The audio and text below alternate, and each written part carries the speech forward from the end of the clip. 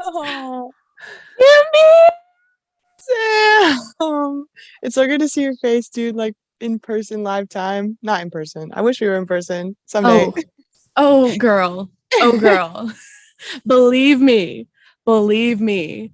I'm still trying to get used to this setup because you saw that I got myself a new mic. Yes. And I just worry that after I record, the sound is just not good. Oh That no. I'm like constantly messing with it. Mhm. So yeah.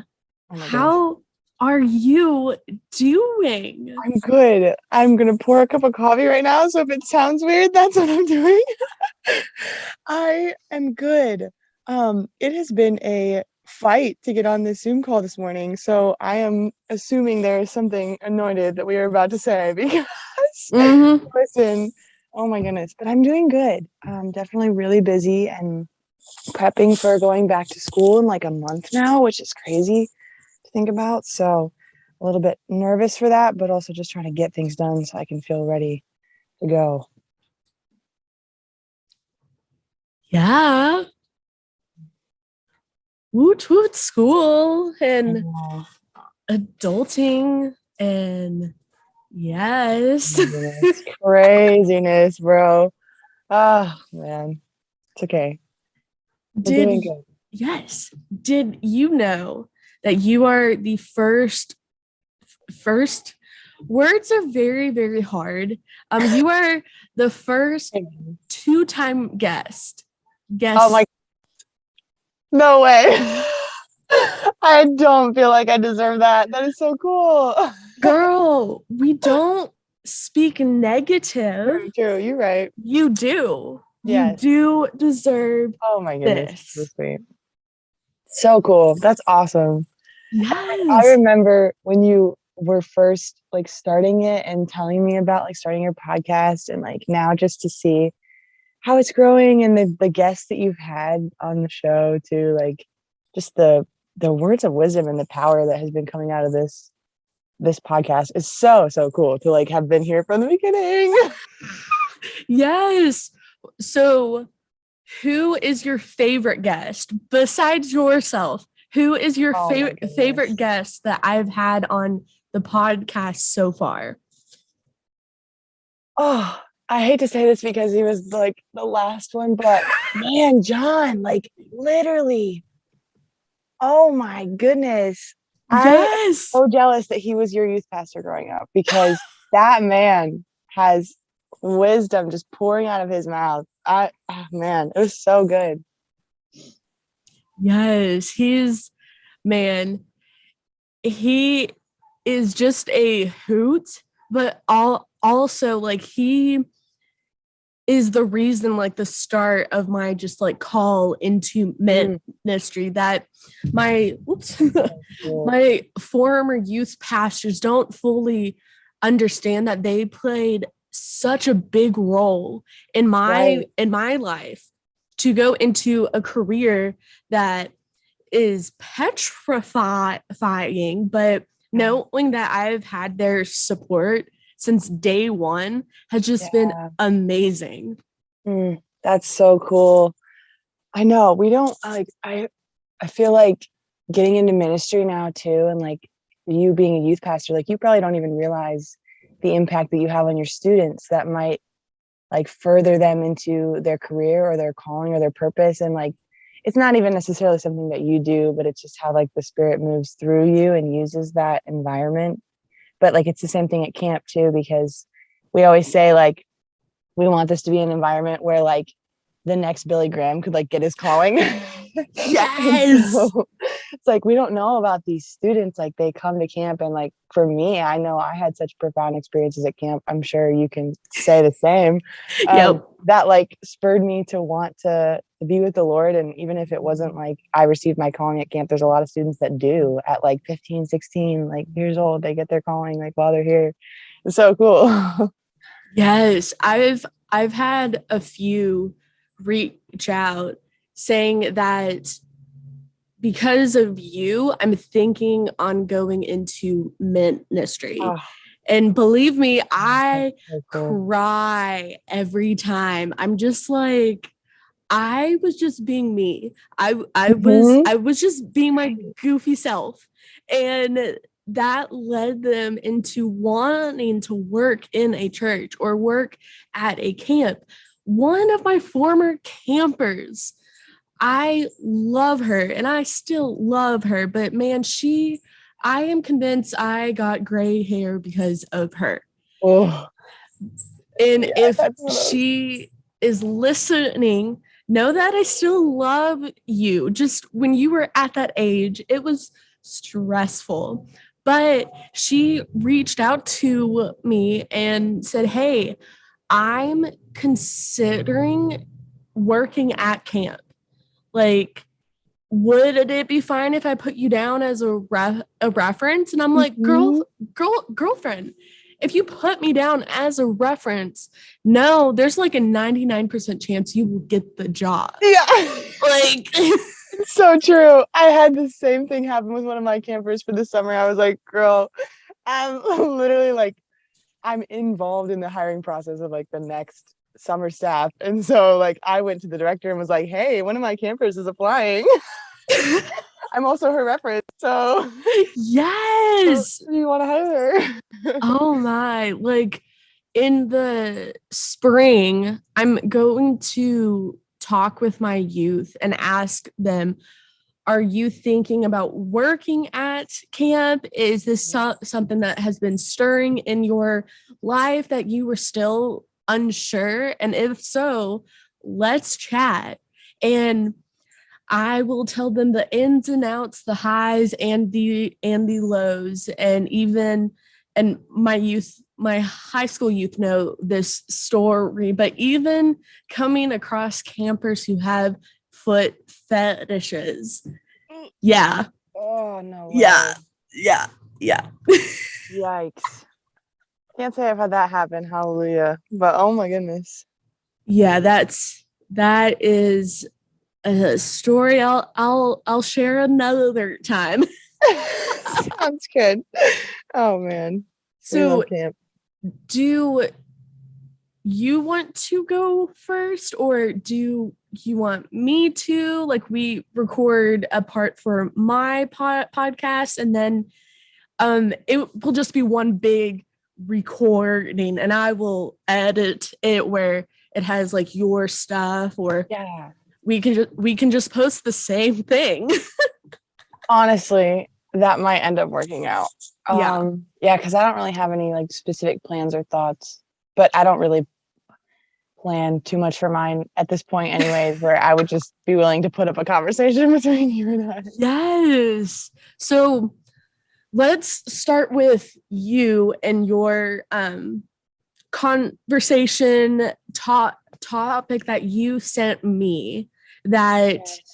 within this week it really like hit home where Mm, I was like, ooh, like that was on the back burner and now I'm just like, oh wow. Like I yeah. wish I Yeah. knew of this when I was first starting in my career. Mm, And that is isolation, yeah. feeling lonely versus uh, just loving your alone time. Because Right.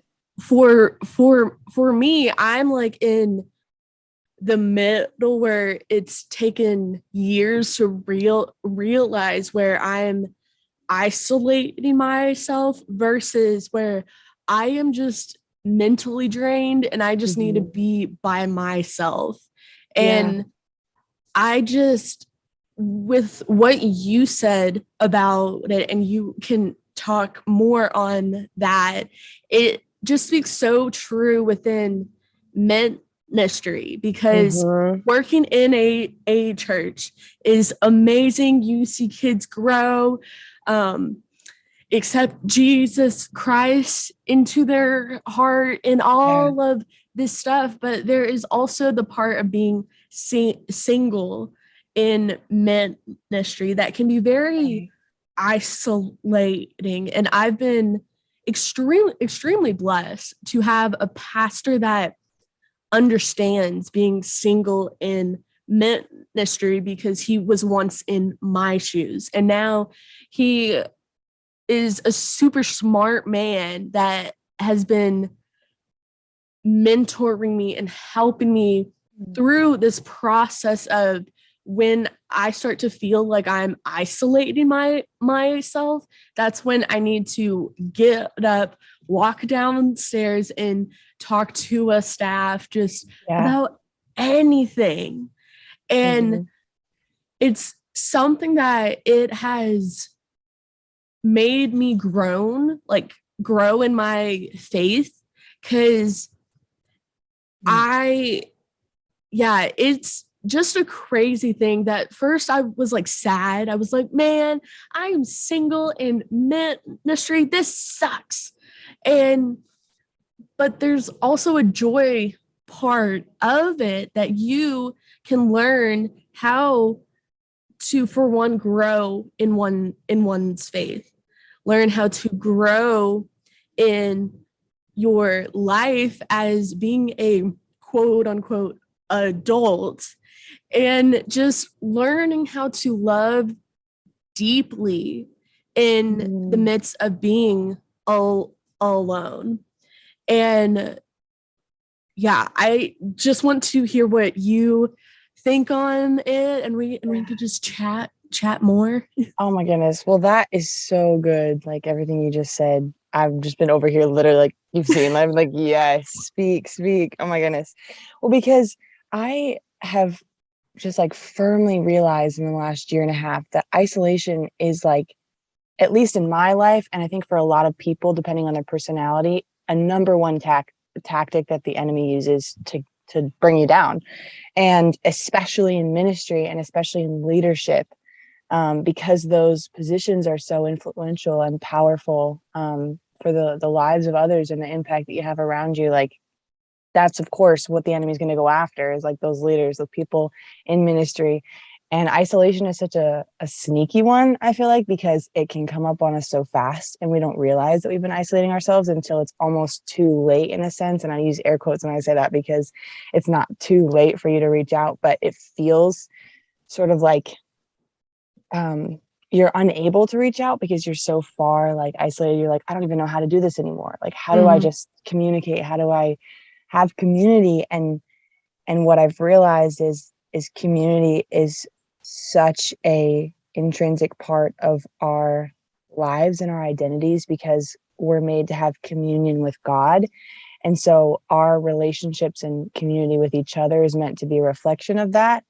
And so when we don't have that, it's like we're missing this huge part of our identity and who we're supposed to be, because God made us like all together. He wouldn't have just made like one person, he made Adam and Eve because he Mm-hmm. knew, like, and we're supposed to reflect the glory of our relationship with God through each other. But and I think that's why, like, it's such an attacked form, especially in our day with everything that we have with media and everything. Like, praise God that it's connected you and I, like social media, Yes. amazing. So like there's always those benefits, but like the retraining that's happening in the generation that we're in, like in our minds of like how community works and how we can communicate with people and connect with people is honestly really scary, because it could take us down a path of just like pure isolation. And Yeah. I think that's what the enemy wants to do, to destroy our generation, is get us isolated. And then we end up using it like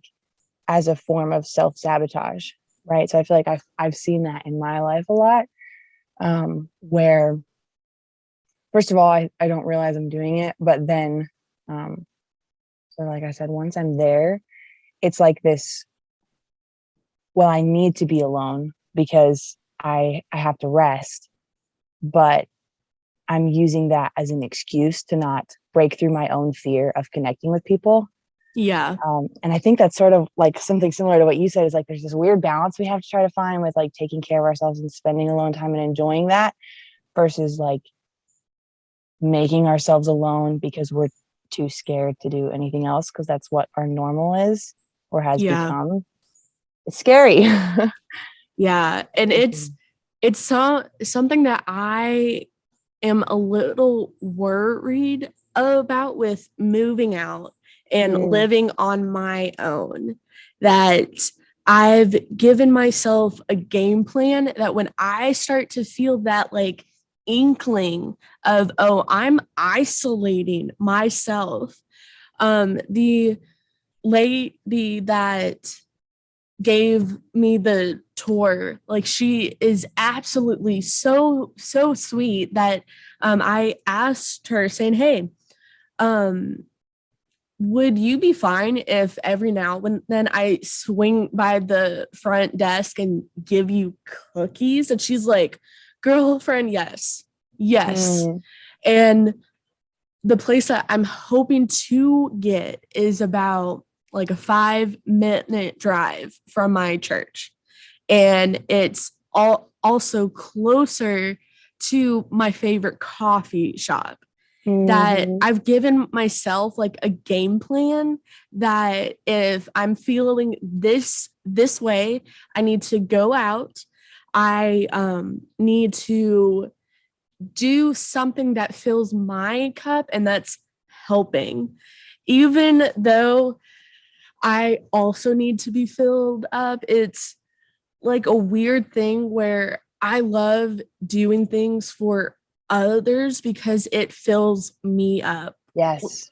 Like my former boss at the gym, I told her that when I'm feeling anxious or sad, I need you to just accept whatever I bring you. And Mhm. my language is receiving coffee and giving coffee. Amen. Amen. I So so feel that. so I was able to remember what my boss liked, what um I found out the hard way that she's lactose intolerant, and I was able to do this within our like time working together. And I am also a like words of affirmation that I I'm hoping none of my youth listen to this because it will spoil their Christmas gift or my volunteers. But who cares? I have a stack of thank you cards, Christmas cards for the Bible study teachers, for the host homes, for the meal providers, for my everyday volunteers, for my youth parents that brought their kids to the church, and for my youth. Like there's so many stacks because I was starting to doubt myself and Mm. isolate myself, that I'm like, okay, I love cards and I love giving cards, and so I'm going to make sure everyone just feels the Christmas spirit. Mhm. So Yes. No, I'm so glad you said that because that is such an important piece to, I mean, anyone that's dealing with isolation. Identifying, like you said, making a plan for what you're going to do about it is crucial. And then also, the best thing you can do is give to someone else when you're in that moment because like our selfishness gets in when we isolate and that leads to sin. And that's where we get trapped. mm-hmm. But like because we're made to like have friends and like to be friends with God, like friends like give, and we're not meant to focus on ourselves so much. And that's kind of what happens when we like isolate because we're just by ourselves, so we naturally just focus on ourselves. But that is so incredibly helpful, and that's what I noticed this summer for me is like going through probably one of the hardest times of my life, and like yet giving every day to my campers was absolutely what got me through it and like restored my soul in a way. Giving to the people around me, like that's how we do it, that's how we break out of it. So we get off of ourselves and onto others, and it makes us feel better. Like, that's so ironic to me too, that like we give to others and it makes us feel better. Like, what? Yes. With this past summer, and my podcast knows I love camp. I'm passionate about church camp, and it's been hard having a big girl job, yet I still Mhm. work with a church and I still go to camp, but for just like 1 week.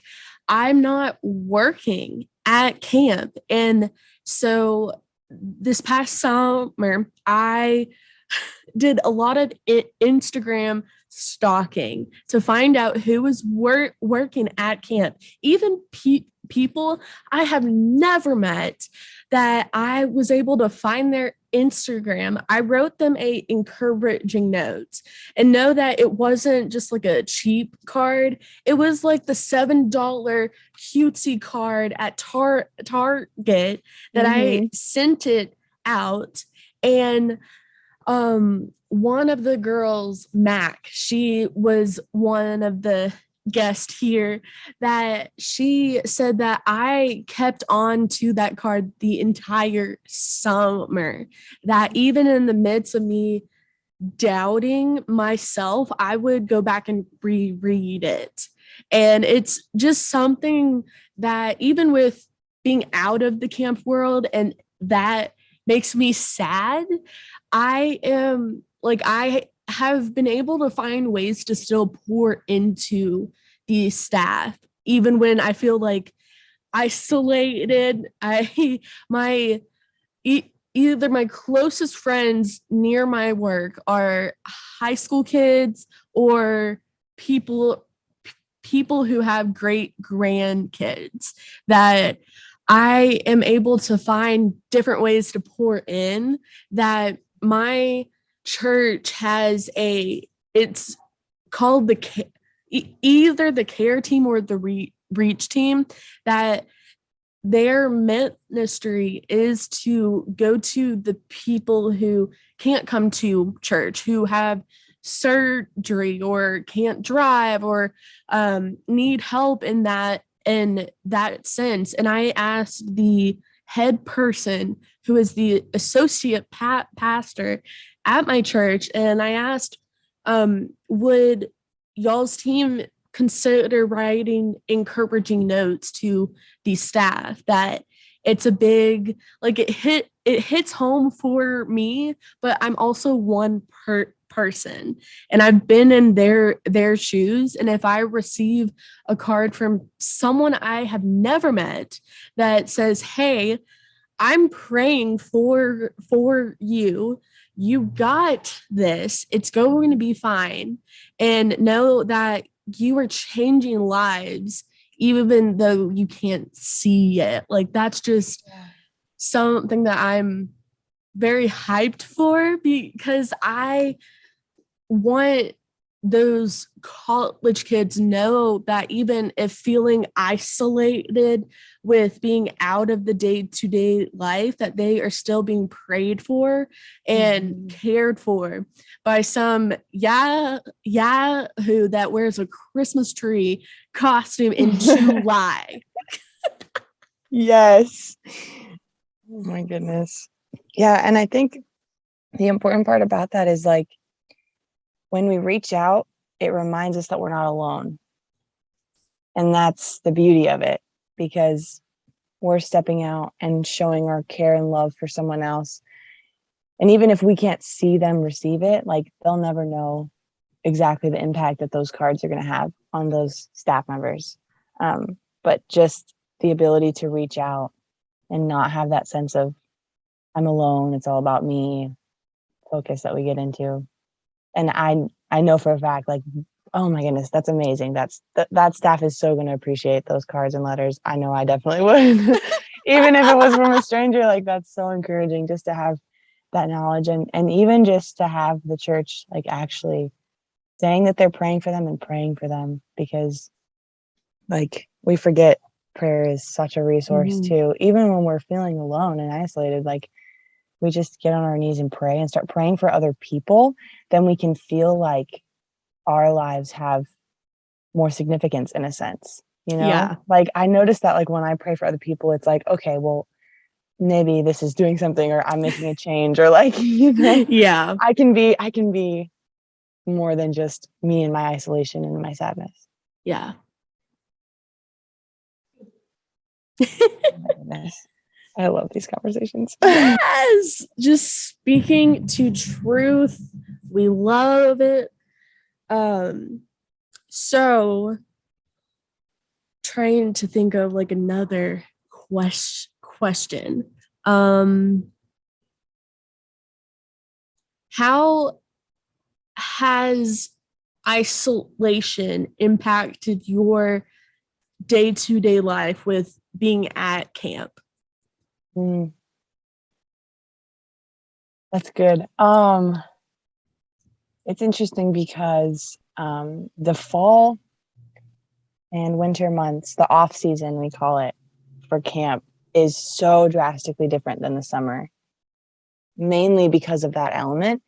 Because when you're here in the summer, every single day is filled with there's 100+ staff that are here and all the counseling team, um, and all the campers. Like we have the camp that I work at is huge. And so, Yeah. we've got like 500, 600 campers each week. And like the hustle and bustle of all of that, plus just the connection, the community, the constant go is really, really different than the off season when it's just like our full-time staff team of like 15 people. And then like us, 6 interns are just kind of here cleaning everything up and taking Yep. care of all the behind the scenes, whatever. Mm-hmm. So we've really had to, and we've wrestled. Our team has had a lot of interpersonal issues, just trying to figure out how to be leaders, how to work well as a team. We're all super like growing and learning in those areas. But we've really had to lean on each other more because we're all we have here now. We don't have 20 counselors that we can pick and choose who to go to today for. And then for me personally, I've had to really reach out to the community that's in this town. And I'm lucky and blessed that this is where I grew up, is this area. So I have community here. There's a couple other interns who don't, and they have really had to push themselves to step out to go to local churches in the area. But yeah, we've had to be a lot more intentional with our community here because we're kind of up here and isolated, but we're living together and working together. So figuring out how to work through conflicts and still have great community has been a big thing for all of us because we can't just like all not speak to each other when we're like, Yep. frustrated or Oh yeah. whatever. Like Oh yeah. we really have to deal with like the hard conflicts so that we don't lose that community and we don't get isolated. Yeah, it's different. It was definitely a transition, like right after the summer to come, and it'll be interesting to see and like feel what next summer is gonna like feel like after all this. So yeah. How has the transition of like, I know that you've talked a lot about your last church and this church, Mm-hmm. but even just like the different youth that you're experiencing, what's it like when you're working with your students? Like how do you feel connected to them? Do you feel like when is it difficult to connect with them? um like how is it a struggle sometimes to like be able to go and make yourself vulnerable in that sense?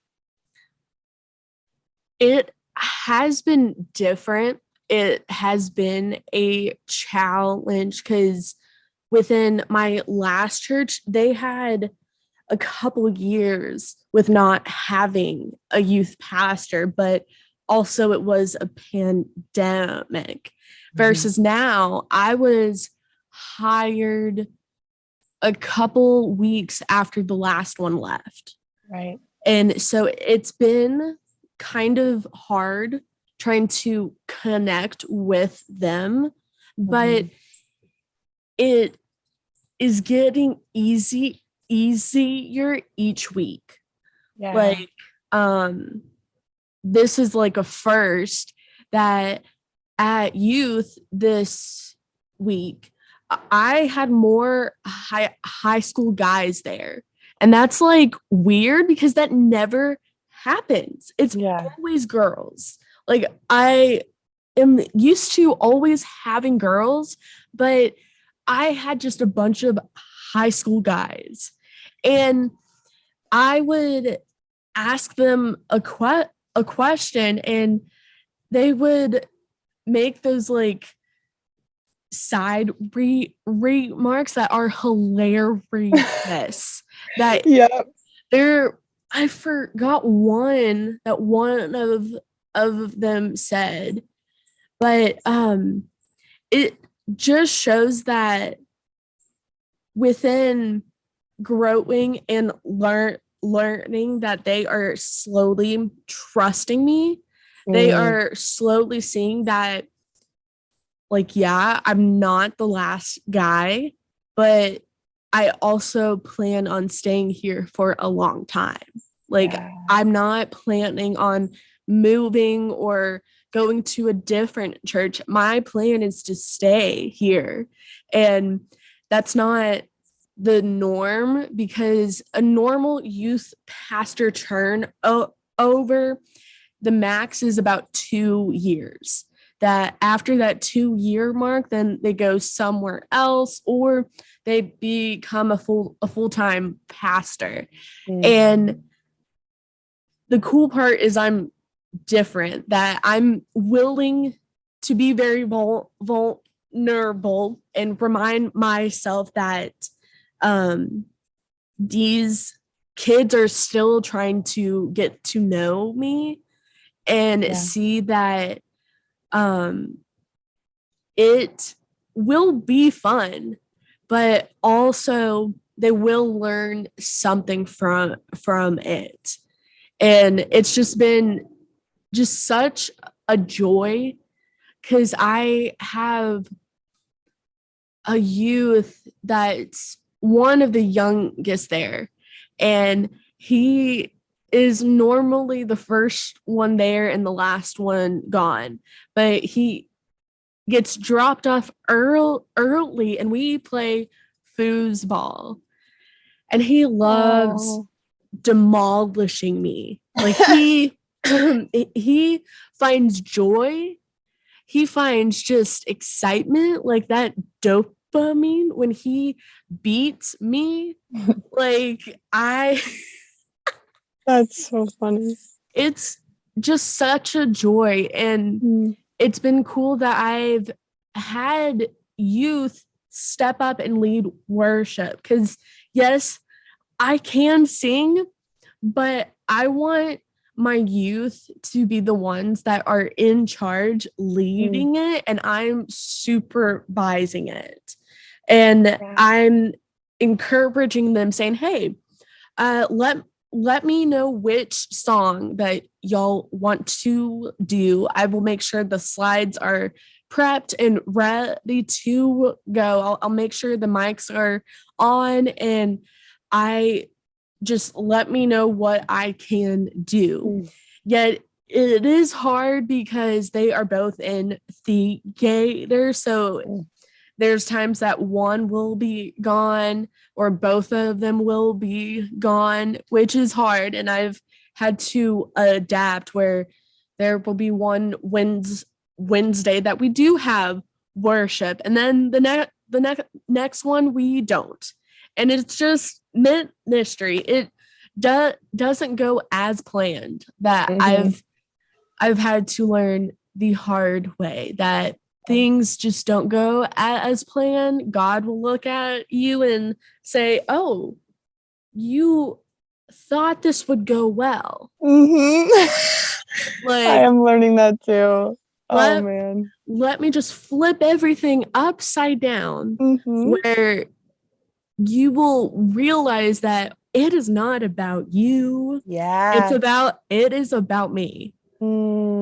See, and that's why he does it too. Yo, I love though that you are humble enough, first of all, to give your students that kind of leadership and responsibility, and you are essentially creating like the springboard for them to bounce off of, to find their callings and to, build their confidence, to become leaders. I think that's really honorable. That's really amazing. Yeah, it's been just so good, very different, but Hmm. also very good that I am excited to go to work. Woo. I get there early while a normal person would get there right when office hours start. And I just get in there and I'm doing work and it's stuff that I love. Mm. Besides talking on the phone. I Hmm. don't like that. I still do it, yet everyone is just patient with me that it within this work environment, I've slowly but very fast started to accept my stutter and realize that for one, it's okay to stutter. It's not the end of the world. The rapture is not here, and Hmm. God is not bringing you up. Like it is completely fine to get stuck. It is completely fine to block, and they will still understand you. It Hmm. will just take a longer time. And it's just been such joy that I order food in the drive-through and I stutter and I'm not crying afterwards. Like Oh, it's just been such a joy where I will speak up in church meetings and I will say my 2 cents and instead of just keeping it to myself. It's just been such a joy that I've got to this point where, like, yeah, don't get me wrong, I still get scared. It's still scary, but I've grown a lot faster than the last time that we had this Zoom call. yeah. That's amazing to hear too. Because even when we talk about like isolation, it sort of hit me that like that must be an extra challenge for you too, that affects your self-isolating, is that fear of speaking. Um, and I don't want to put words in your mouth. You can speak to that if you want, how that's affected you. But also, I feel like it'd be encouraging to know what you've done and how you've been able to sort of get to this place that you are now, where you're overcoming that and you're stepping out of isolating yourself and realizing that the world's not going to end if you speak and stutter, like that's so good. And sometimes we do, like we get in these really like black and white fight or flight moments of fear where it's like, this feels like this could kill me, but it won't. And I've had to remind Yeah. myself that so much, like, you're not gonna die if you say something right now. Like you really won't die, I promise. It's so Yeah. It all started at my part-time job working at the gym. My mm, boss, yeah, I remember that. Vanity, she believes in me and she still does. Like Mm. she would say that yes, like I know and you have told me talking on the phone is scary, but know that I will be right next to you, that if the person is just being mean, just give me the phone. And having that having someone who believed in me and Yeah. still does is huge. And I was able to make friends at the gym. I was able to have conversations with people who were a lot older than me, but they were all also extremely kind. And that just led in into just thinking like, man, like not everyone sucks. Like Mm-hmm. not everyone in this world sucks. And within therapy, if we want to go into like the science of it all, Yeah. Yeah, is please. that Let me have it, please. and just know that I am no science major. I am just re-saying what my therapist told me. Mm-hmm. And it's that it would make sense for people to not make fun of you as you have grown older is because everyone's frontal lobe has developed. It makes sense for people who are younger with their frontal lobe not developed laugh at you. And when you come across someone that does, like, yes, tell yourself saying, man, this sucks, but there's a chance that their frontal lobe has not developed. I can have this opportunity to let them know, saying, hey, like, God just like blessed me with talking like this. Mm-hmm. It's completely normal. It's fine. I'm not having a stroke. Like, I am completely fine. Mm-hmm. Yeah. And it's just, I don't know. Like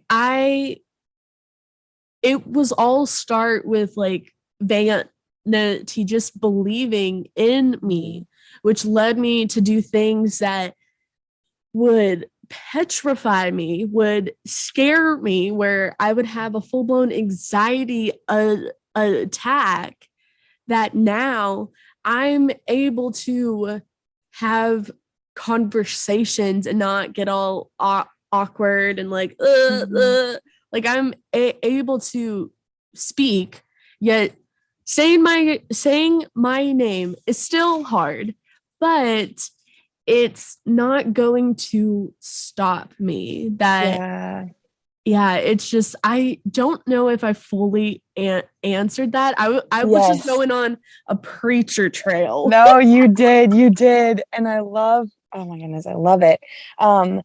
But what I was thinking while you were saying that too is there are people that I know, like I can think of that I've had in my life who have been that person for me.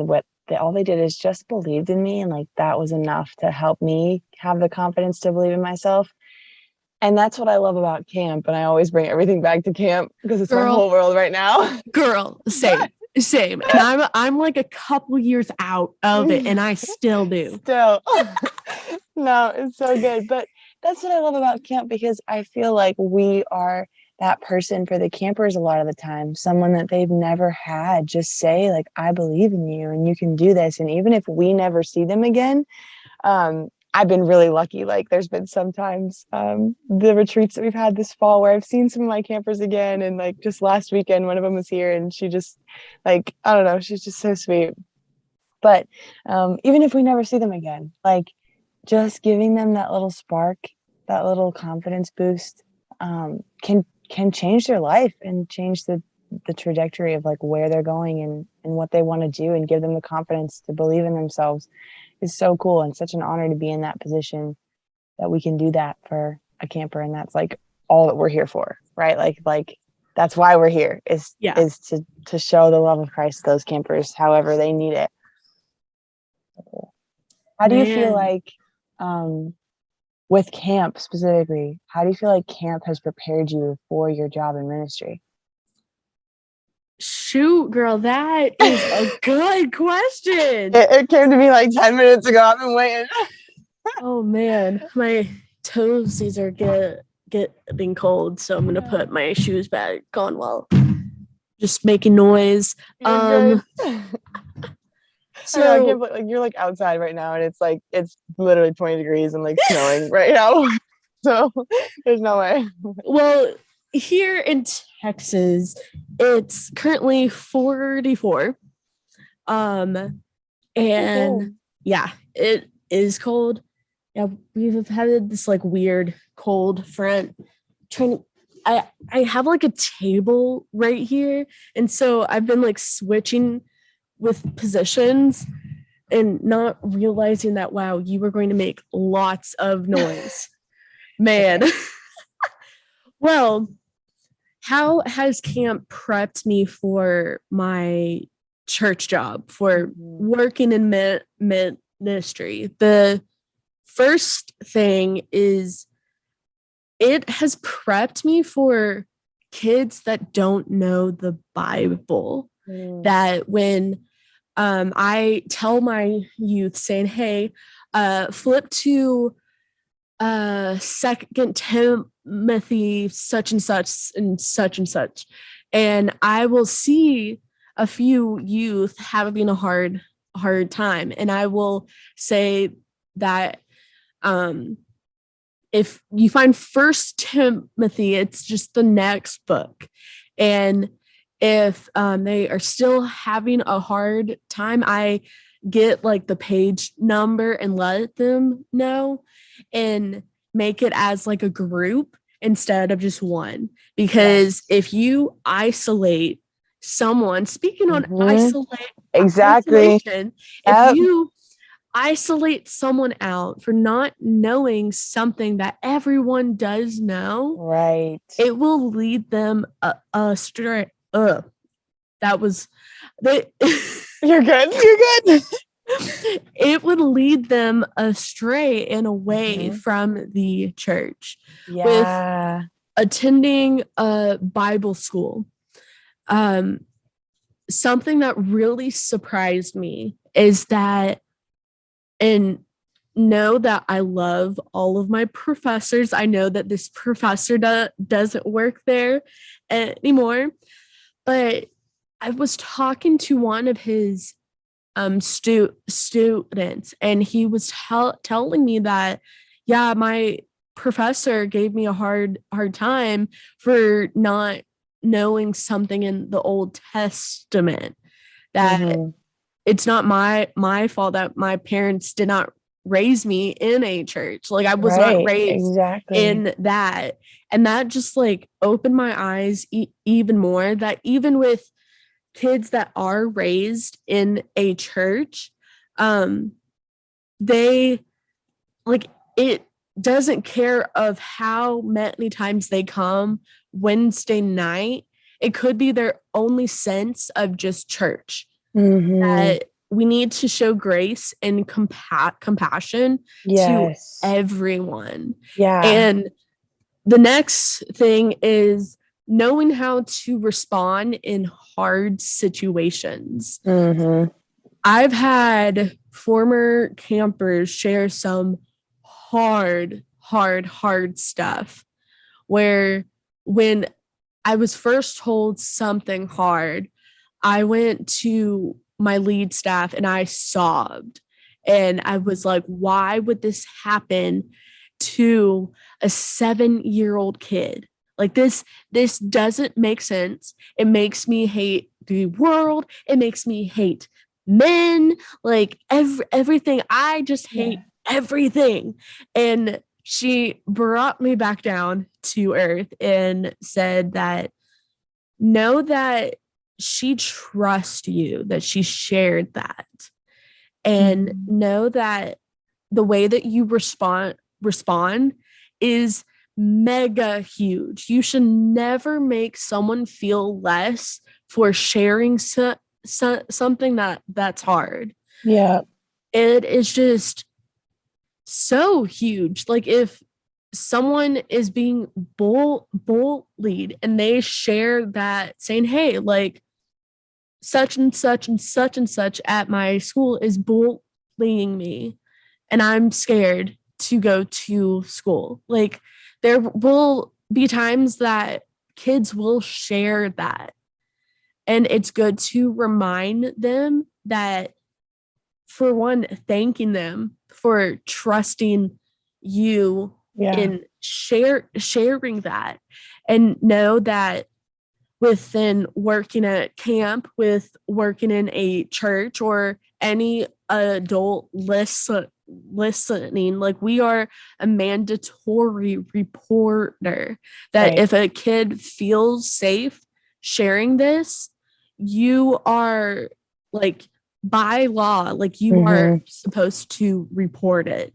Yes, it's sad, but know that you are potentially saving a kid, and that is something that I'm glad I haven't come across that within my church yet, but I am ready and prepped that if a kid does share something like that, I know what to do. Yeah. And it's just something that hits home, because when Mm-hmm. I was a camper, I shared to my counselors that my grandpa has cancer, and I'm scared of him leaving this earth. Like, he won't see me graduate because he is sick.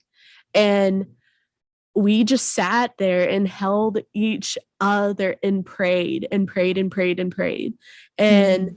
by the grace of God, he lasted until my spring semester of my senior year of high school. Was that hard going through that? Yes, but it has equipped me within working in camp, with working with youth that deal with sick loved ones. It overall, it has prepped me, and it breaks my heart when youth pastors um just make kids feel like crap when Yeah. they share things, especially sharing that, saying, hey, I think I am gay. Like, yes, I know what the Bible says. Yes, I know what the Methodist Book of Discipline says. But despite of both of that, God has called us to love. And we are Mm-hmm. going to love not just them, but everyone that we meet, Yeah. because we don't know what someone is going through. Like, we have no idea. Like, we may never know. Yeah. And yeah, I Absolutely. No, that's so good. And I had a thought and it just evaporated from my brain, but it'll come back to me. You were talking about like our response to here it is to to the students, right? Because when they're young, like when they're kids and they're still developing their thoughts about people in the world, like our response to how we treat them is potentially how they will end up seeing how they deserve to be treated and how they treat mm-hmm, themselves. So if we treat them poorly, even if it's just because it might have nothing to do with them, the adult might have their own problems with vulnerability. And so when the student shares something vulnerable, that makes them really uncomfortable because they're not comfortable with their own vulnerability. Not that it's the student's fault, but their reaction to that tells the student, oh, I can't be vulnerable because this is how I get treated when I do. Um, and that's why it's so important for our leaders and for like our positions that we have like in ministry to be equipped to know to how to deal with the hard stuff and how to deal with it in a way that doesn't potentially hurt the student later on in life when they're trying to figure out who they are and how to treat themselves. mm-hmm. It's so important, and that again can lead them like to that isolation that we've been talking about this whole time. Everything keeps coming back. It's like it's all intertwined. It's crazy. But yeah, and like even just think about like parenting, like how we are treated as children is how we end up treating ourselves. Yeah. That's good or bad Mm-hmm. based on our experiences. So I'm thankful that you have that place like in youth ministry with your students to be able to give them that comfort and show them the love of God, like you're saying, because that's literally what we're meant to do is to love them. Mm-hmm. Yeah. Show them that love. Within our conversation, and I think I told you this, I don't know, with volunteering at camp this summer, God just, because it was in the week of potentially applying for my current church, and it was like Mm, a lot of just like waiting, and a lot of like family stuff too. And I knew God was just looking at me and said, "Oh, you thought it was all about you. Let me put mm-hmm. these students in your life that you can help, that you can minister to." So I had one student. She was a second year camper, and she requested not just me but Kendall, and Kendall was my junior counselor when I was staff.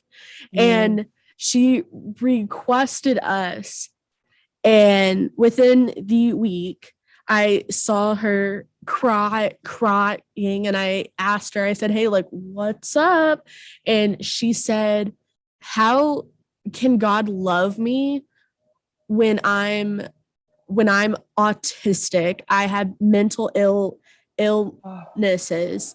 Like, I have to take meds for my mental illnesses, or things get bad.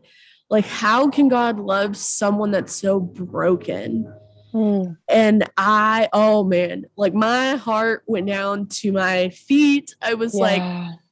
"Oh my gosh." And I shared with her that, saying, "Hey, like, this is not me comparing mental illnesses, but Mm-hmm. I too have mental illness problems. I too have to take meds every day to keep me balanced. And I know God still loves me." Yeah. And if you look at within the Bible, that Peter in the New Testament, as I describe him, he is a firecracker for God. But before that, he too had problems, and yet mental illness isn't really mentioned in the Bible. It doesn't make you a lower of a person. Like, we Yeah. all, as humans, as sinful people, we all have something we struggle with, and we take Mm-hmm. something to help us, and to, for one, keep us safe.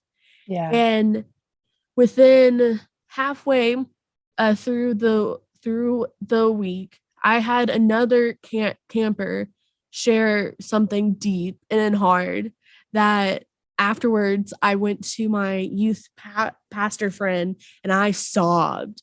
And Mm, I was like, "Why does this happen? Like, I don't understand. Like, why are people so dumb and stupid and would hurt other people?"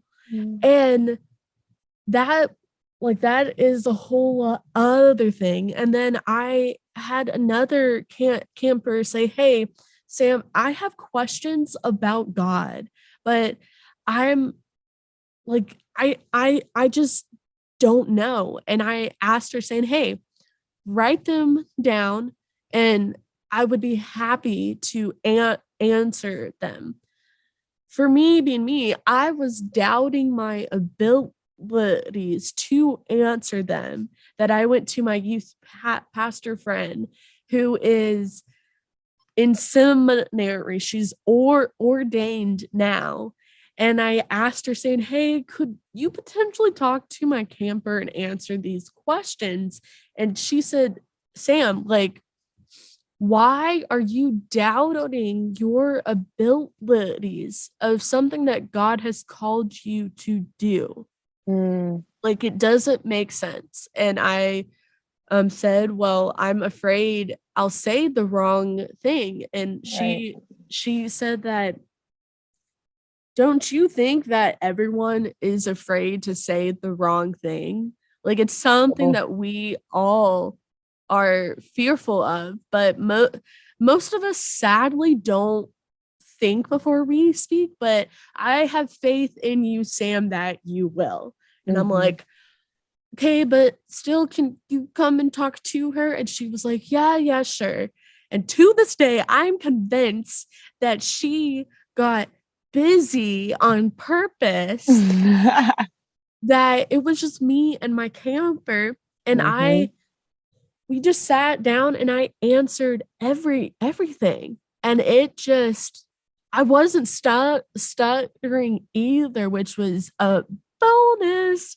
But after that, then that same camper the first night um came up to me and Kendall and said, I want to get baptized. I want to Mm. rededicate my life to Christ right now. Ooh. And I'm like, and I just start sobbing because Yeah. me being me, I cry and I cry a lot at, Oh, same. and and she just looks at me and she's like, Samantha, why are you crying? And know that she, from my time knowing her, she has never said my full name. Mm. And I said, well, like, I am just crying because it's just like, it's come full circle that when I was a camper my second year, I was crying to my counselors and I rededicated my life here. And she just looked at me and she's like, well, it's not about you right now. It's about me. And I'm like, Shoot. I'm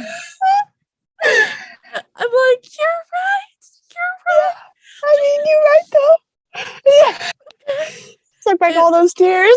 yes. And I ran Yeah. and grabbed the speaker, and the speaker has spoke during high school camp ever since I was a staffer.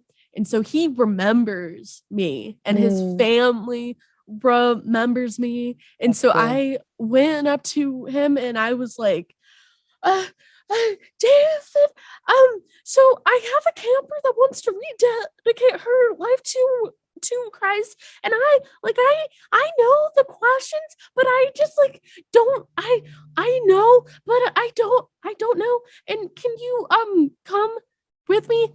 And he just started. He looks at me and he's just laughing and he's like, sure. and and I like ran out and like ran to where we were, and she prayed the prayer and it was so beautiful, like absolutely beautiful, and stuff like that.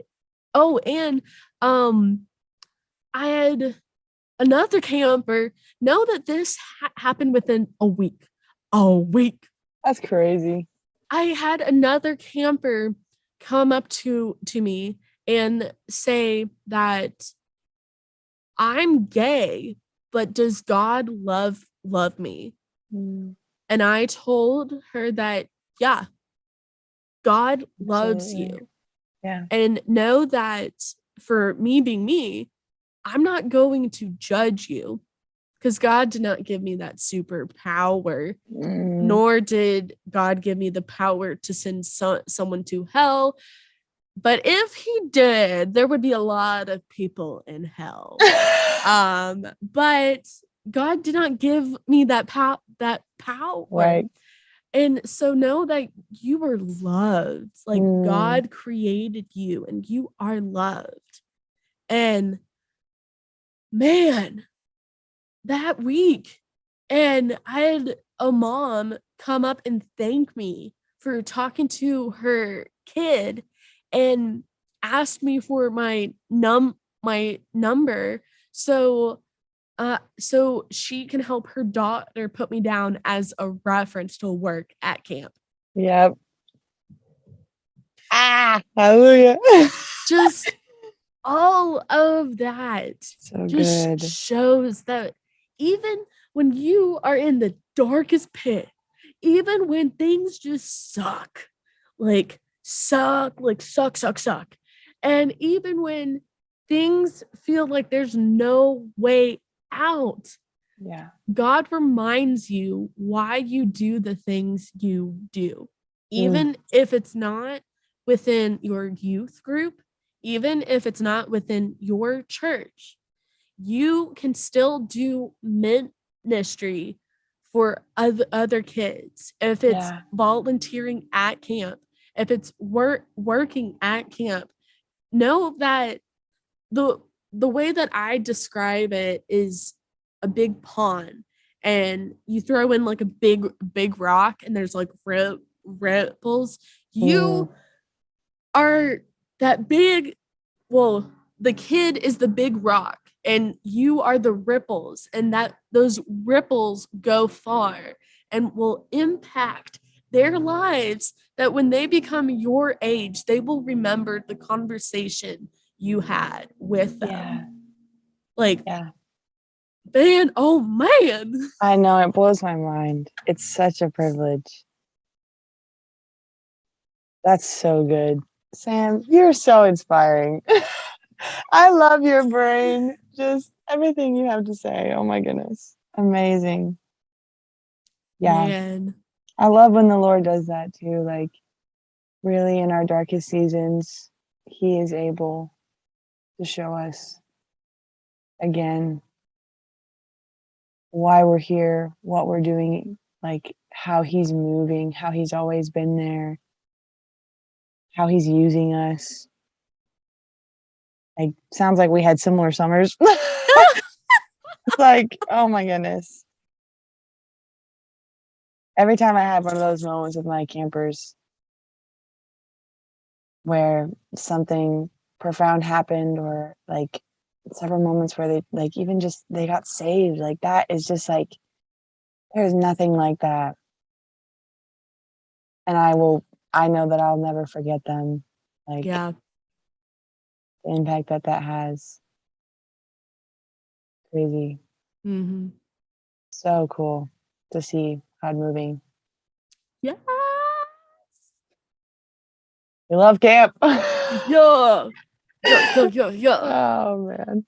I've realized that for the people that are like first time listening, may they probably don't know who you are, and we've been talking for a long time, and I'm Oh like, man. man, I don't know if these new people know who Yeah. the famous Kimmy is, and The how returner. did we meet, and Oh my all goodness. of this stuff. Yes. Well, please, let's tell them. So, and it feels so awkward. Like, I don't know, to introduce myself. Hi guys, I'm Kimmy. What?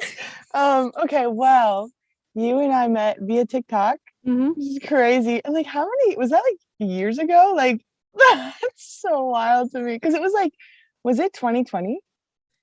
It That's when I was got on TikTok, like all the rest of the world. Or I was it? re- Was I it 21? remember you I remember seeing one of your videos like early 2021. Yeah. Yeah. Okay. Yeah, that makes sense. I think because I think it was late in 2020 when I started too. But Mm-hmm. yeah, it's crazy. And then you sent me a message, right? Via, was it via TikTok or Yeah. Instagram? Yeah. And I don't even know. Like we just clicked, we connected, and like you were using your TikToks for the Lord, and I was using like it was one of those things. It was so cool. I feel like And even thought of this like before we got on the call. I was like, if you had not, like, I think the Lord divinely like orchestrated this friendship. I really do. Mhm. But like at the same time, if you had not been brave in stepping out in faith to connect with me, like we wouldn't have this amazing friendship. And so thank you for that. It's amazing. Um, but yeah, it's crazy that this like it's been years. So cool. Yeah. Very, very cool. I saw a TikTok saying that more people our age, when we meet someone new or on TikTok and they seem cool, people need to say more, saying, "Hey, do you want to be my friend?" Because like Right. that is something that little kids do, and they Yeah. make friends, and Right. It's so easy. yeah, so that's what I've been doing, and it's been I just love that. so cool. Yeah. I love that. I know. And I want to be more of that person that does that for people. A couple weeks ago, we were at a conference with a bunch of different camp people Hmm. in the state, and there was a bunch of other interns. And all of us got connected. Like by the end of the conference, we're all like friends, like sharing our phone numbers, Snapchats, whatever. And I think back to it, and I'm like, there was one girl who came up to me and one of our other camp interns and just literally was like, hi, my name's whatever, want to be my friend? And I think that's what started our whole group of Hmm. connection, of being like all of us interns becoming friends, was that one girl saying that. And that's amazing. Like I want to be that person that like connects people by just willing to be vulnerable and be potentially Hmm. awkward for a moment and Yeah. saying, will you be my friend? Because then like once that's over, the ice sort of breaks and Hmm. you're able to just connect and be real. Yeah. Have you had people come up to you saying, "OMG, I follow you on TikTok"? I haven't. No, I don't think I live in a big enough area for that to potentially happen. It would be wild if it did. It's it's weird. It's very Yeah. weird. Well, because like you, like people have messaged me or whatever, or like just Mhm. like interactions via comments, but like to have a real live person, like I know when you said that too with your one, I freaked out. I was like, that is so cool. Oh my goodness, Yes. your one At man that you met. Yeah. Amazing. In at the Women in Youth Ministry conference Yeah. um early this year, I had a few ladies come up to me and say, "Hey, like I follow you on TikTok." And I'm like, That's so cool. and I asked them saying, "Okay, how long have you been following me?" Because like Mhm. during the pandemic, I was depressed. And so I posted sad stuff. Like, did you follow me 2021? Or they were like, "Oh, like Right. we've been following you for a bit." And I'm like, All right. "Cool, cool." There's some And vulnerable stuff there. That's okay. yeah, and now I've like a few of my TikToks have got big, Mhm. where there were like 50,000, like very, very big.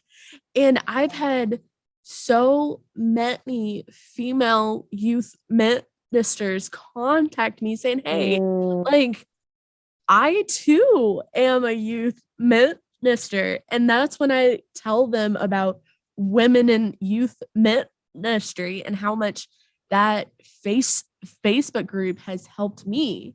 yeah. And I was on the Women in Youth Ministry podcast last week, So and cool.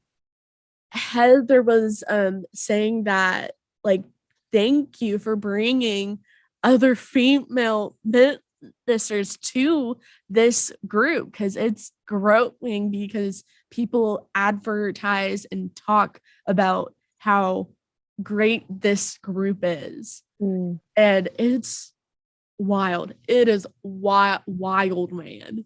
that's so cool, though. That community, that connection, we need it. Mm-hmm. So good. Mm.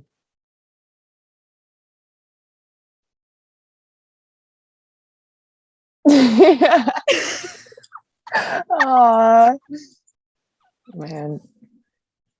So, Best conversations. what is one thing that has impacted you within your time at camp that you Mm. will take back when you go back to school? Mm. That's so good.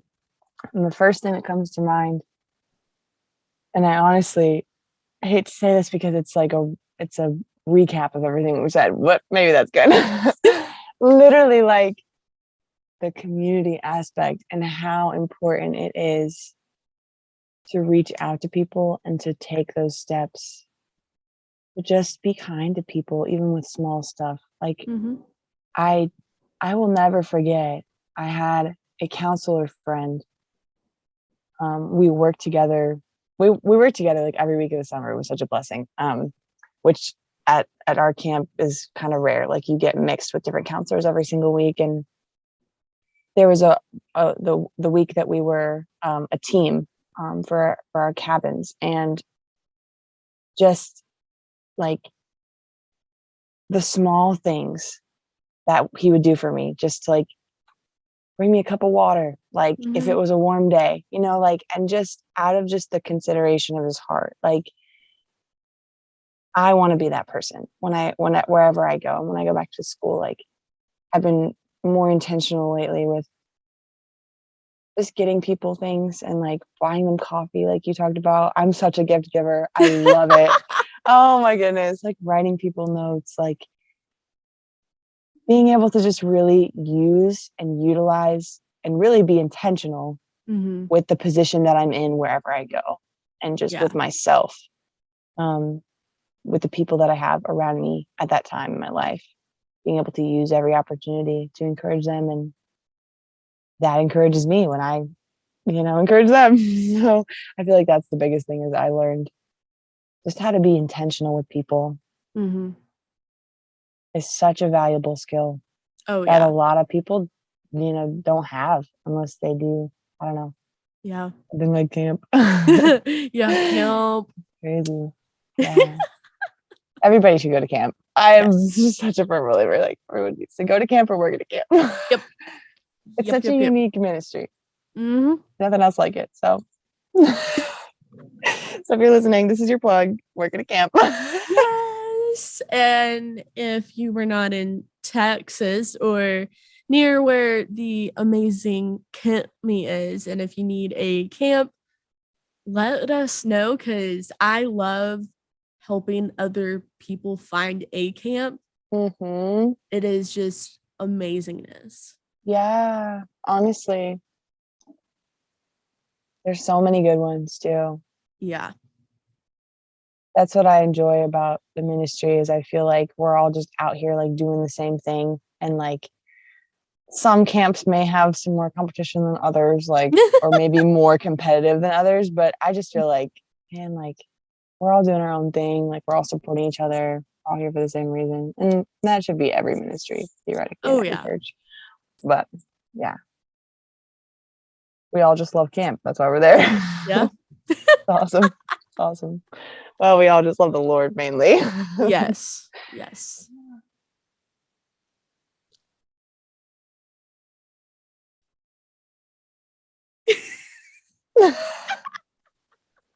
Like I Oh man.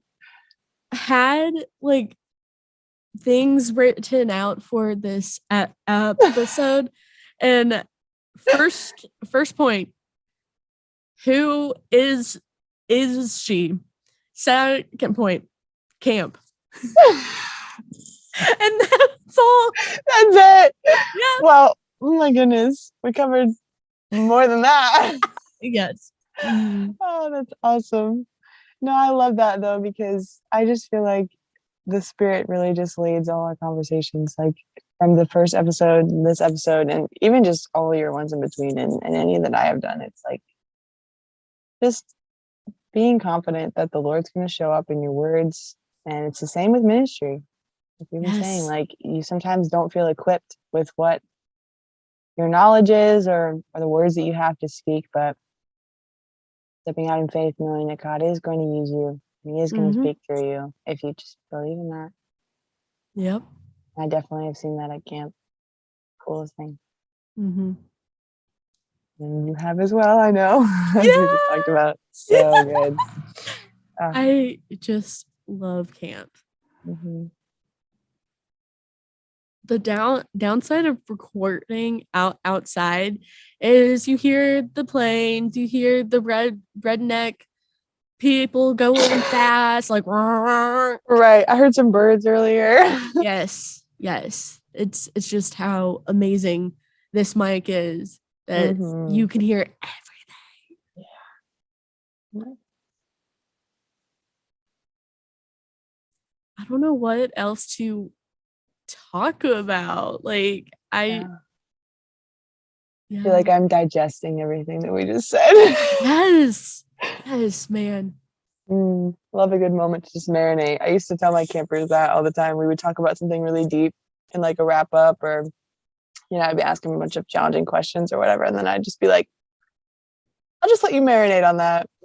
we'll just move on to the next thing. We'll start walking to our next activity, but you can just let that marinate up there. Yep. So good. Processing. Mm-hmm. I feel like it's this is totally off topic, but it's such a thing that people sort of are uncomfortable with, is the silence of just processing and thinking. Like Mm-hmm.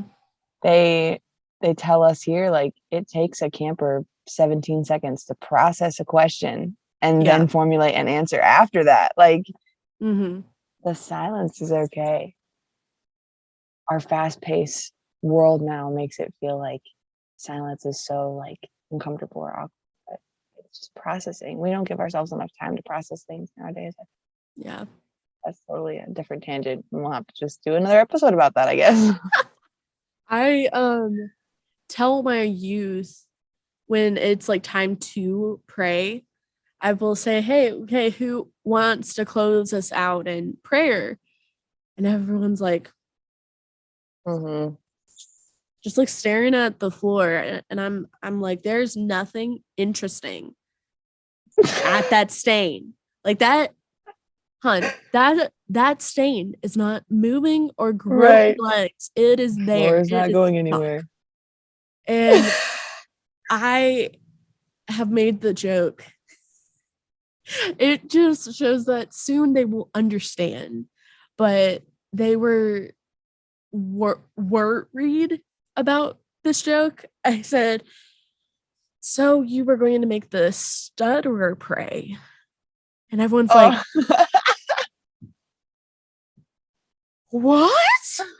Oh. And now I tell them that with my 4 years of working at camp, we are trained to just sit here in Mm-hmm. silence. So Yep. whoever wants to pray or Right. whoever wants to say something, it is fine by me. And Mhm. I'm just like, all right. Yep. Yep. Love the silence. I love Yes. it. Because I know from my own experience as a camper too, like oftentimes I'd be in those moments and the Holy Spirit would be stirring in me to say something, but I'd be too Mm-hmm. scared. I'd be fighting the fear. And so you leave that silence long enough and eventually they'll hopefully overcome the fear and say something that they're feeling led to say. Yep. Mm-hmm. Creating the space. Yeah. Some wise words. Mm. Thank you, Lord. Mm-hmm. Yeah. So something that I mentioned in the women and youth ministry episode, because when someone says they are a fan of true crime, people like it gets a weird look, thinking like, oh, you're a fan of people dying and brutally murdered. And it's like, no, no, Mm. no. Yeah. So I will say I find true crime interesting, and which leads to questions asking about saying like, so what is your thought about serial killers, and like why do you watch documentaries about them? And the thing is, and some people don't fully understand my stance, and that's completely fine, it's that I watch them so I know, for one, the warning signs, and two, Mm. it makes me think, what would have happened if someone invited, let's say, Bundy to church? What would have happened if Ted Bundy actually had a good home life?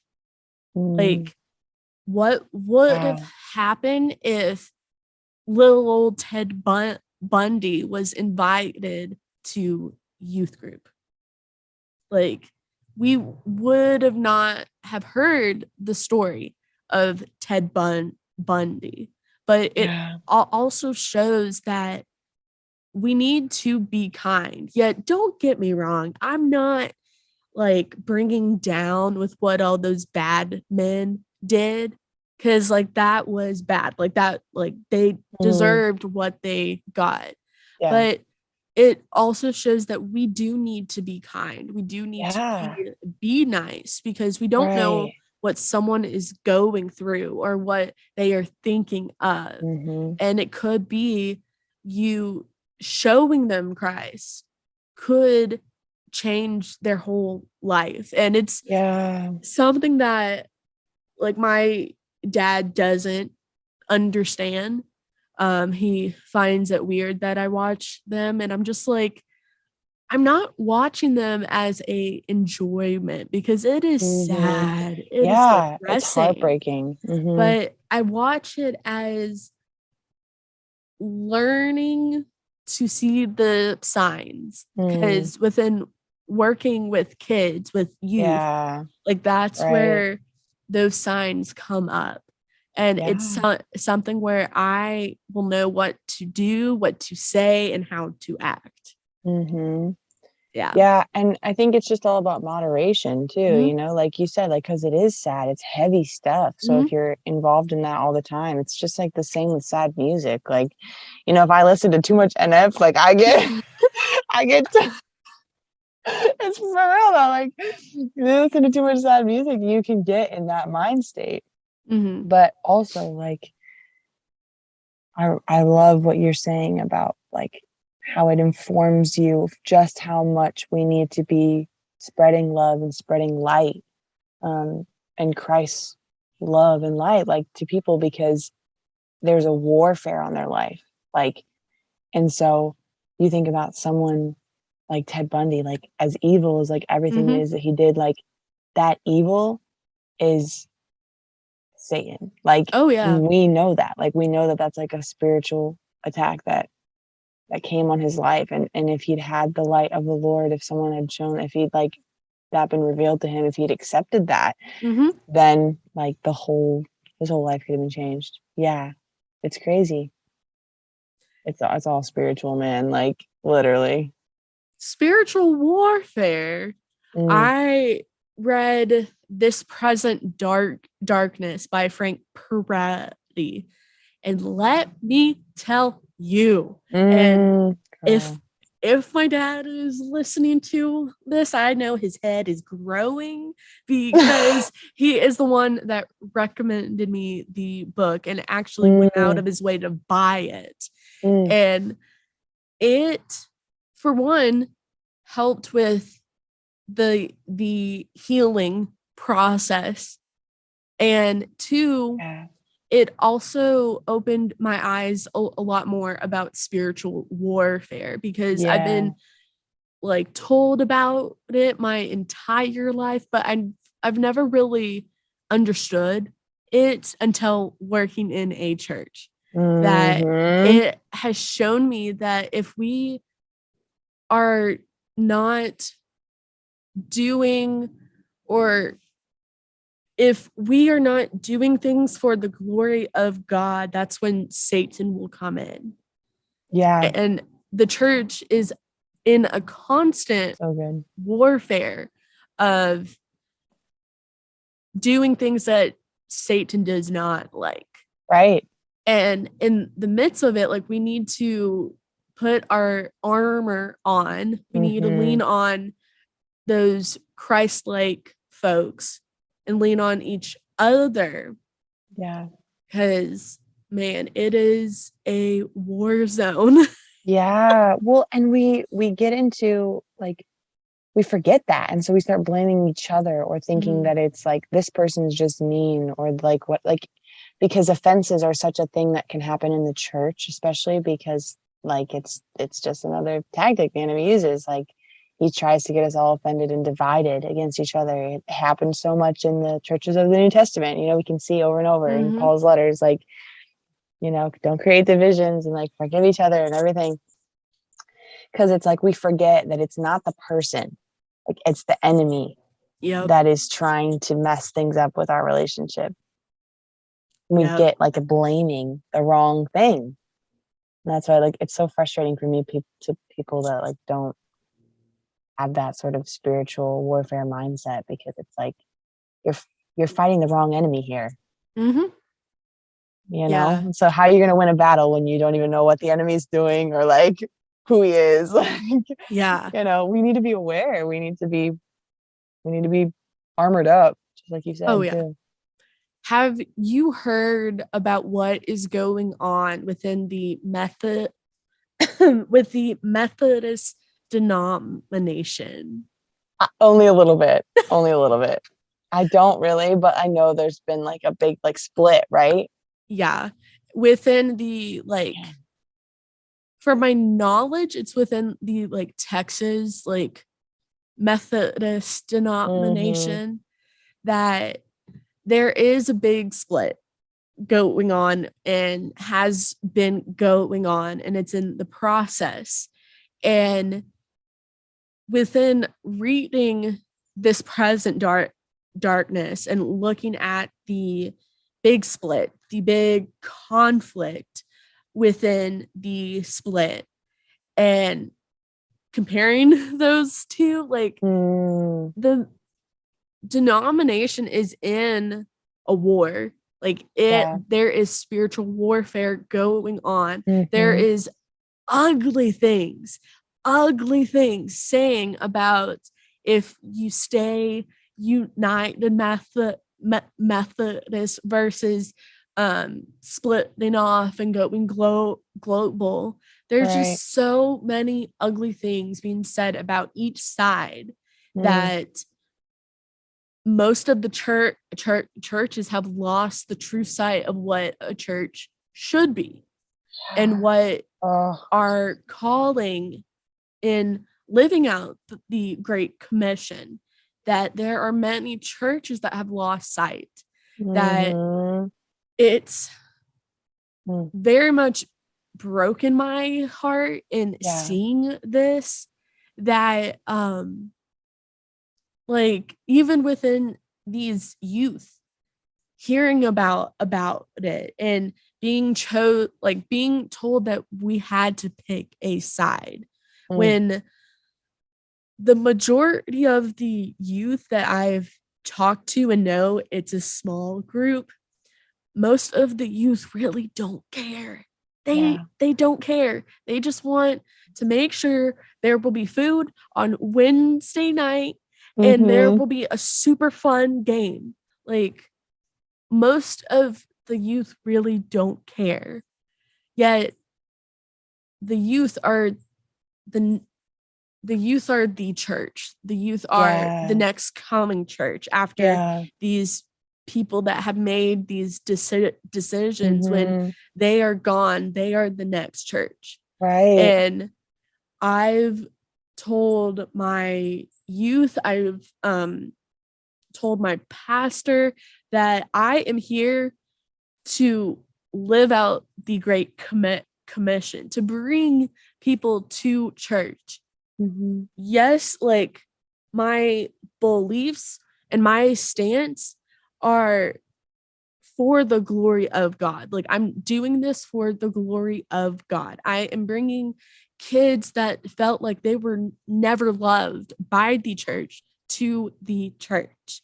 I Yeah. am making kids feel welcomed and heard, even kids that have severe ADHD, because believe me, I feel them on a spiritual level. Mm-hmm. And I've Mm.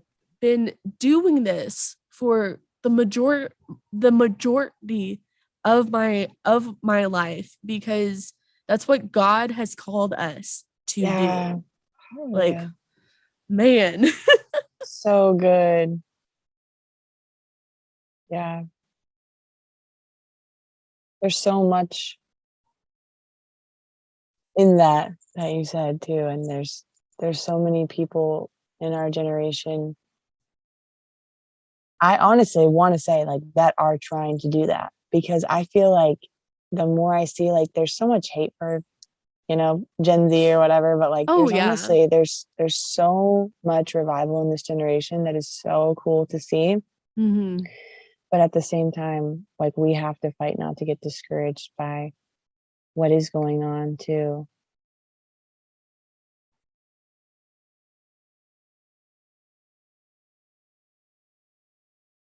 Mm. Just keep praying for our generation.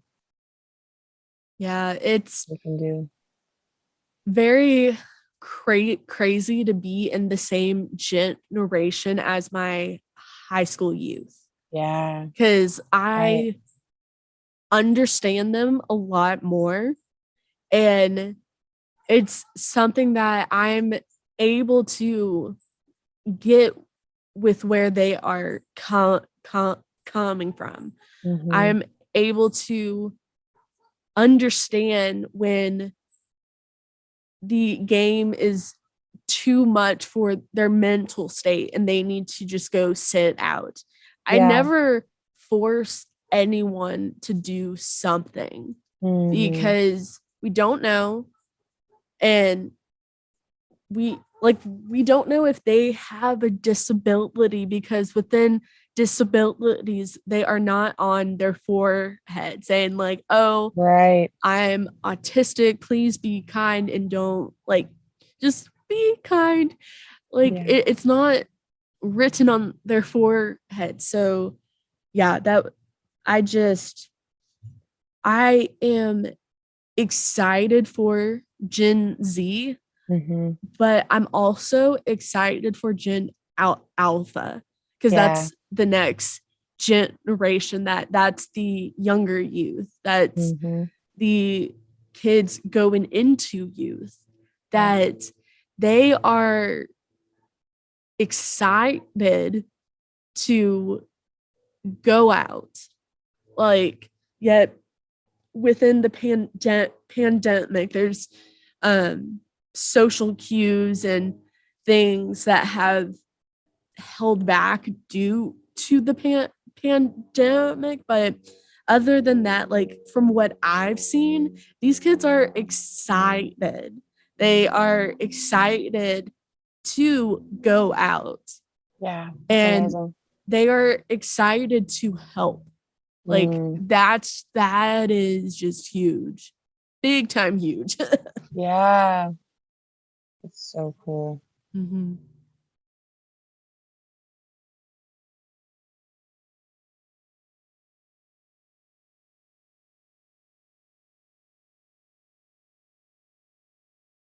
Processing time.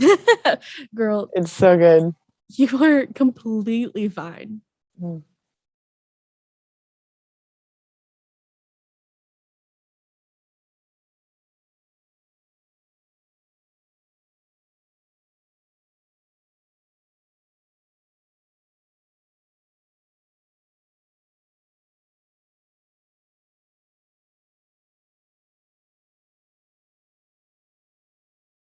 I can't wait to see what they're gonna do. Yeah. You know. Mm.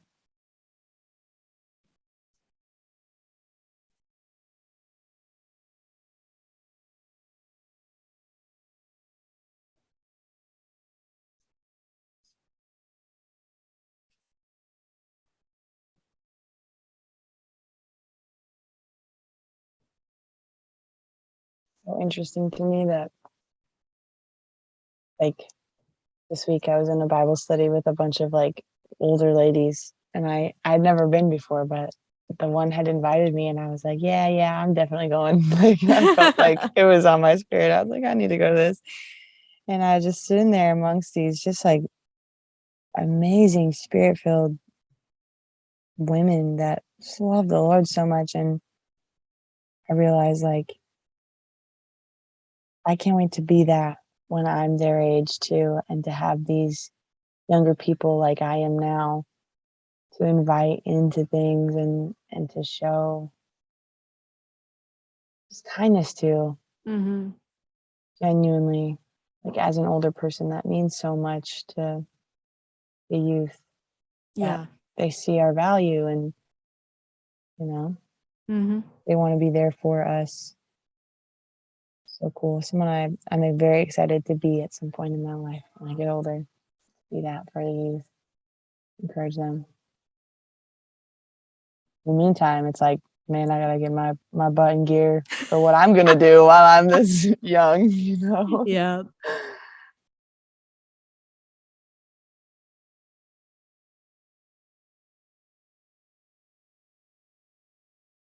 Very cool. Yeah.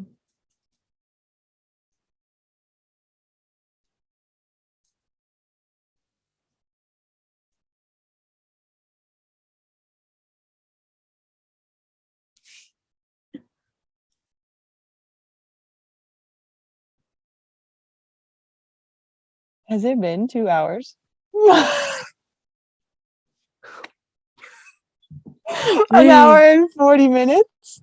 Wait, no, an hour and a half, probably. Hour and a half, Okay. possibly. Okay. I Yeah. was just looking at that. I was like, wait a second. Wow. We could talk forever.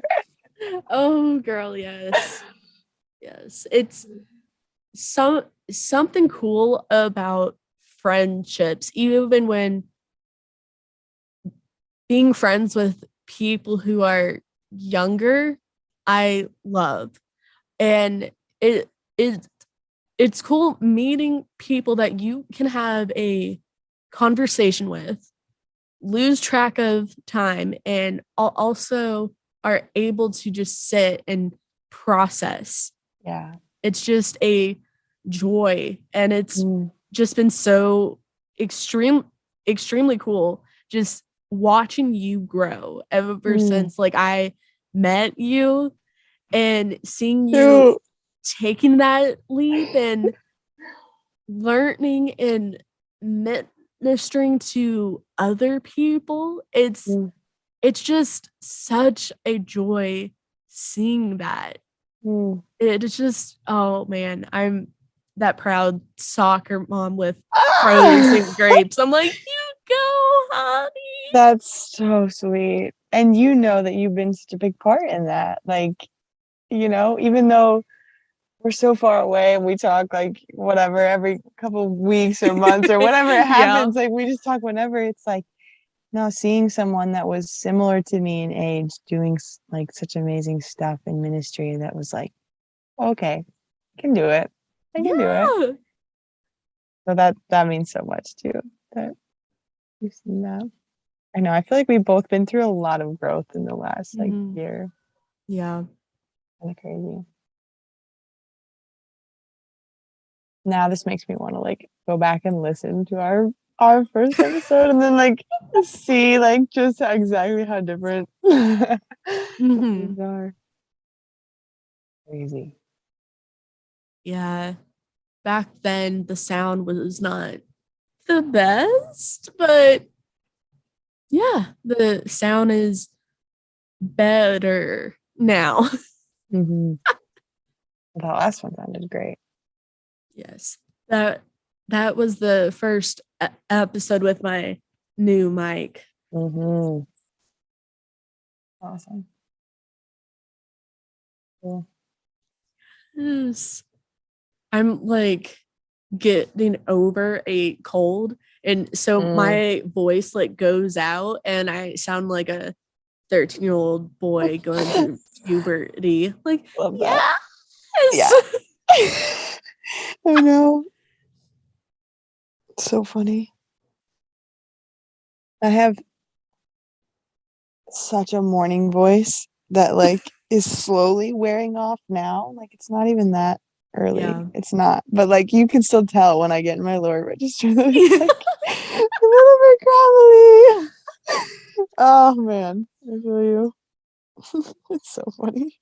Man. I hate it because people always know like if they call me at like 10 a.m. or whatever, they'd be like, "Oh, did I wake you up?" And I'll try to cover it up and be like, "No." Like, Yes, you no. did, because clearly I sound like it. Oh, it's so funny to me. What's your plans for Thanksgiving? Ooh, um, honestly, we get the whole week off from work. So I Yo. am just going to my parents and I'm gonna stay there for the week, probably. Maybe not the whole week. I'm not really sure yet. But I'm just gonna like chill with them, relax, hang out. We'll decorate for Christmas. Very exciting. Yeah, I know my plans have changed a couple of times, so now I'm just kind of like going with the basic default. I'm just gonna rest, Yeah. use the time, catch up on some things that I've been trying to work on outside of work. I'm very much looking forward to it. Having the week off too will be really nice. Nice. How much time off do you have for Thanksgiving next week? Um, If that's a thing, do you have uh, time off? so I get a half a day off the day before Thanksgiving, but I Wait. work um up to the day before Mm, Thanksgiving, which okay. normal people would be like, man, I don't have the week off. Mm. Me, I'm going to be helping decorating the church for Christmas. All right, say less. Yes, yes. I would be the same way. I'd rather stay. Yep, That'll be fun. But yep. you don't have youth next week, right? I'm assuming. No, Yeah. Yeah. but I am hyped. It's going to be Yes. a very different Thanksgiving, Hmm. which I am just like working in therapy to take time for myself and not Yeah. feel guilty doing it. Mm. Yeah. Yeah. I know. I am interested to see how I will utilize my time because I haven't had this much time off in a couple months. So Mm-hmm. it'll be like, what do I do? No, hopefully I don't get in that trap of like feeling guilty for not doing anything because I know I do need to rest. Yeah. But it is always a chance. Like you feel guilty, especially now because our world is so busy, or just doing the small things, Mhm. taking simple time. Yeah. We need it though. Yeah. Sure. Because life can be hard and mean Mhm. and rude, but we also need time to recharge. Yeah. So if it's where you are stuck at your grandparents' home and you just need time, like quiet, like no one in the room time, the bathrooms are the best place to just like True. Yeah. Yeah. Mm-hmm. Very, very true. Yeah. And yeah. I've I've caught myself learning how to do that here at camp too when I'm Mhm. working. Just genuinely not feeling guilty for like even if you don't understand, like as a coworker, like you might not understand that I need to just take a minute and not work for 3 minutes so that I Oh can yeah. breathe. Like that's okay. Like I Mhm. don't, I don't need to push myself to the point of breaking. And I think sometimes in ministry in particular, but like camp ministry because it's so go go go all the Oh time. Like yeah. we do forget that like no, like you actually don't have to break yourself.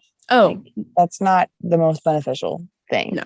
Like you need And to learn how to balance and to take care of yourself, even if that means you experience some judgment from someone else. mhm, You ultimately know what you need in that moment. And even if you don't, the Lord does and he leads you to what you need. yes.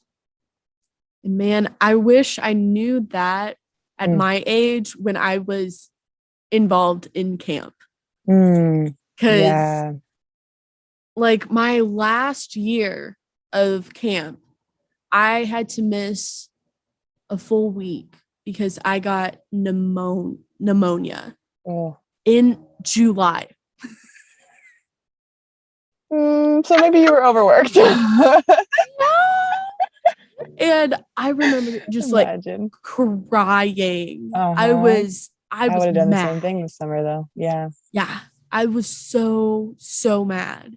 And I would have my sister Jane me because she was a counselor in training that during her breaks, I would have her sneakily go and find a staff on while I'm on FaceTime so I can see my friends. Oh. But it just shows that with Oh my gosh. working in camp, if you are a summer staff, if you are a full-time staff, if you are just a volunteer, as a Mhm. volunteer, you need to know when it is time for you to have a break, but Yeah, also know that these college kids don't know how to realize that. And you exactly. will basically need to force them saying, hey, Yes. I will be the last one to shower. You go get in the shower now. Like I've Right. had stern conversations with Kendall that we got into a leg wrestling match that whoever loses has to shower first. And jokes on her, I love leg day, so I have muscles, Yes. and I would Get it, always girl. beat her, and I would say, "Hey, get ready for bed. Take a shower first. I am Mm-hmm. fine being the last one, even though that means I'll be going to bed around like 2, 3, which Right, man. sucks on my mental state, but it Yeah. also helps with the person that's being paid. Yeah. It's true because you don't think about that too, but most college kids don't know yet how to gauge their time or how to take care of themselves. And they're so used to overworking themselves and pushing themselves too much because sometimes they literally have to make sure they finish all their classwork so that they can get their stinking degree. Like it's crazy. College is nuts. And yeah, they come to camp and they don't know how to balance their time. Yeah. Teaching them that is just such a valuable skill though. Yeah. It's something that has been on my heart that Mm, even with a guy cabin, I've had conversations with guy counselors saying, "Hey, I will watch your boys. I want you to go to the bathroom and cry and then yeah. come back. Or Yes. if you need to go poop, just give me the look. I will like For supervise, real. watch Yeah. your boys, and you go poop. It's completely fine. It is a Yeah. normal thing. Right. Everyone poops. Exactly. And cries. Talk Yes. about that for a second. Mm-hmm. Absolutely. It's normal to cry. Yep.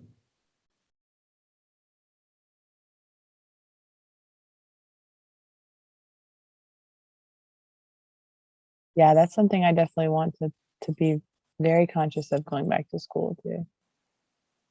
How am I using my time? How am Mm-hmm. I feeding myself with my time by the Yes. community that I'm in and how I'm reaching others? Mm-hmm. There's been many nights. I feel like I'm training myself right now to do that sort of stuff because there's been many nights here at camp where I'm exhausted, I'm done. I don't want to go into town and go to my small group or, you know, go to church, but I've been making myself feel because I know that when I leave, I will feel filled again. I will feel refreshed Yes. again. Even though I'm tired right now, if I don't go to this, I'm not going to feel not tired. Mm-hmm. Whereas if I go to it, I'll feel refreshed. Oh, So yes. having that self discipline, ugh, it's difficult. Mm-hmm. Man, I would absolutely just love to sit here and chat more. I Yeah, me can't too. feel my toes. Oh no! Oh my gosh!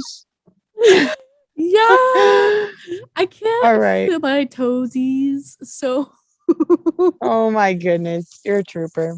yes, I've had this day on my Oh, planner for so long, and I'm like, I I am know. excited. I know. This is such a blessing. I'm so glad that Yes. we got to do this. Yeah. Thank you for always just sharing your heart and being such a light. Yes, I love you so much. I am just And girl. over the moon proud of you. Mm, And I hope you have a good day and know that I will be constantly checking on you during the break. yes. And if you just I need to need it. FaceTime me and if you just need Yeah. to cry, Oh. I will cry with you. I will find something to cry about and I will cry with you. Yes. I love that. See, but that is just that like ah, you're such a good friend. You're such a good example of a good friend. It's such a blessing. Yeah, no, literally same. Love you so much. I hope you have the best day. We'll chat soon. Yes. All right. Bye. Bye, girl.